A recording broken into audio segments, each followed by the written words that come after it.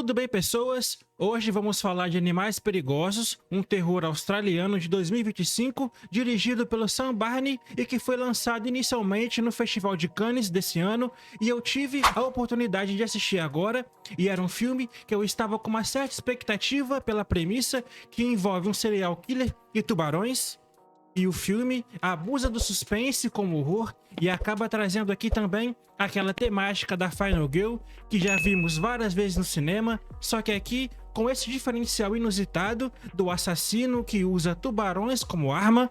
E eu fiquei curioso para saber como o filme ia desenvolver isso, e eu acabei me desapontando em alguns pontos, mas surpreendido em outros. E antes de tudo, é bom situar o filme porque o Sam Barney não é um novato no gênero, ele já nos deu filmes como The Loved Ones em 2009, um terror psicológico que até hoje é lembrado por um grupo de fãs do terror pela sua intensidade, e o The Devil's Candy, que foi o maior sucesso do diretor, conseguindo uma visibilidade quando ele foi lançado. Então, quando eu soube que ele estava voltando com esse projeto aqui de Animais Perigosos, minha expectativa eram boas, ainda mais por ele ter sido lançado em Cannes, mas também isso me levantou algumas questões, porque eu não vi tanta repercussão assim depois do festival, o que já me fez levantar um sinal de alerta sobre esse filme. E a premissa é simples: a Zephyr, interpretada pela Hazy Harrison, é uma surfista americana independente que vive uma vida nômade na Austrália,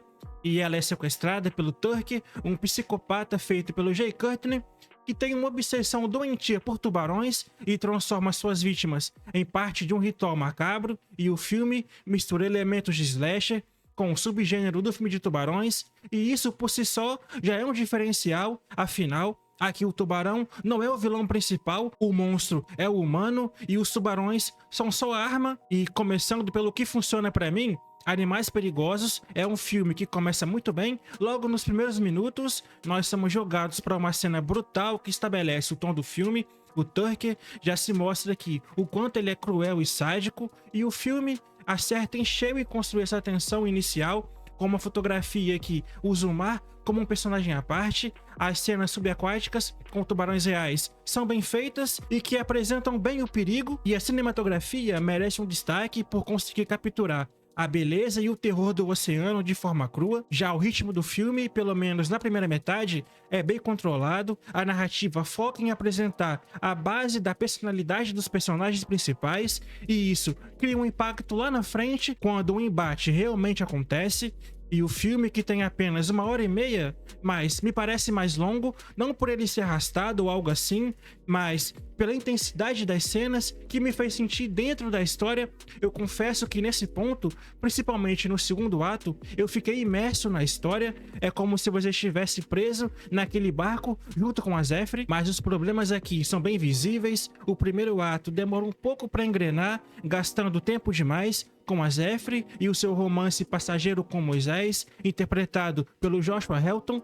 E eu entendo que o filme tenta construir a protagonista como uma figura independente, mas essas cenas acabam tirando o foco do que realmente importa, o confronto com o vilão, e principalmente com os tubarões, que nessa altura do filme não passam apenas de coadjuvantes. Além disso, o final abusa de reviravoltas falsas e conveniências. Sabe quando você acha que o filme terminou, mas aí vem mais uma cena e mais uma, e isso pode frustrar quem gosta de um desfecho mais direto? E falando aqui das atuações, eu consigo tirar um bom valor aqui, principalmente com o Jay Courtney, que entrega a melhor performance da carreira dele. E olha que eu nunca fui muito fã do cara, depois de papéis meio genéricos em Esquadrão Suicida e Duro de Matar 5, aqui ele é simplesmente detestável como Turk.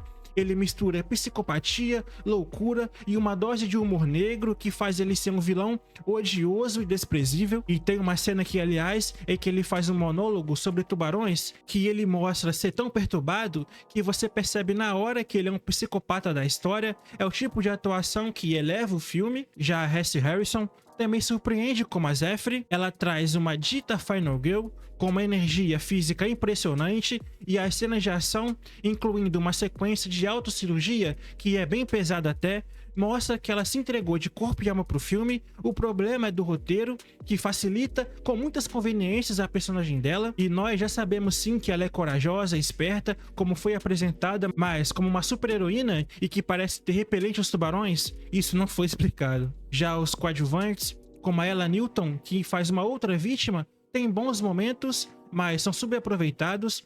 O filme essencialmente é entre o duelo entre a protagonista e o Tucker, e isso funciona, mas poderia sim ter explorado mais os outros personagens. E a direção mostra que sabe misturar gêneros. Animais Perigosos é ao mesmo tempo um thriller psicológico, um slasher e um filme de sobrevivência, mas sem deixar os tubarões roubarem a cena, porque por um lado impressiona pela sua inversão de papel, porque você tá esperando ver os tubarões de forma mais direta, o que não acontece aqui, e isso pode incomodar quem for assistir ao filme, achando que é só mais um filme daqueles de tubarão. O filme tem sim momentos que trazem os tubarões como perigo, mas o uso de CGI ruim na criação deles tira o peso pra mim, que ficaram bem artificiais. E a trilha sonora eu gostei bastante, com o toque old school que reforça bem a tensão. Já a direção de arte, especialmente o design do barco, onde grande parte da ação acontece, é claustrofóbico na medida certa.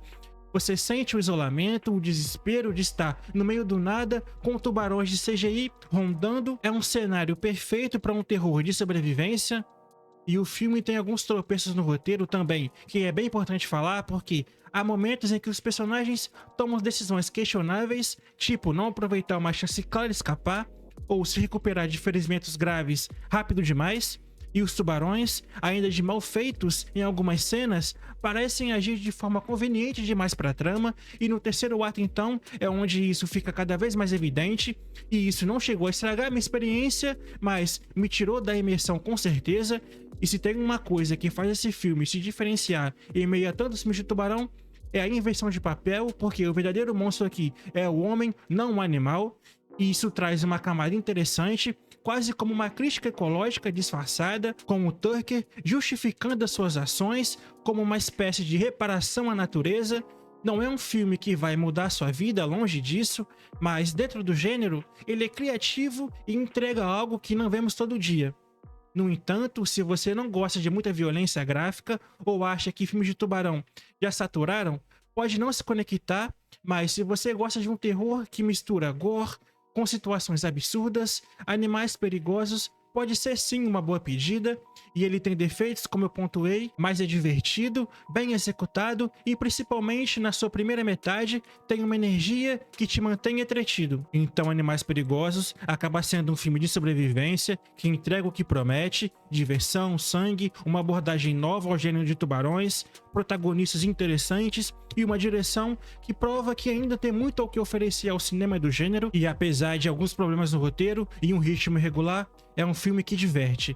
E para Animais Perigosos, nota 6. E agora eu quero saber de você. Já viu esse filme? Gostou? Me conta aqui nos comentários, porque eu quero muito saber, beleza? E obrigado por assistir até aqui. Até um próximo vídeo e fui!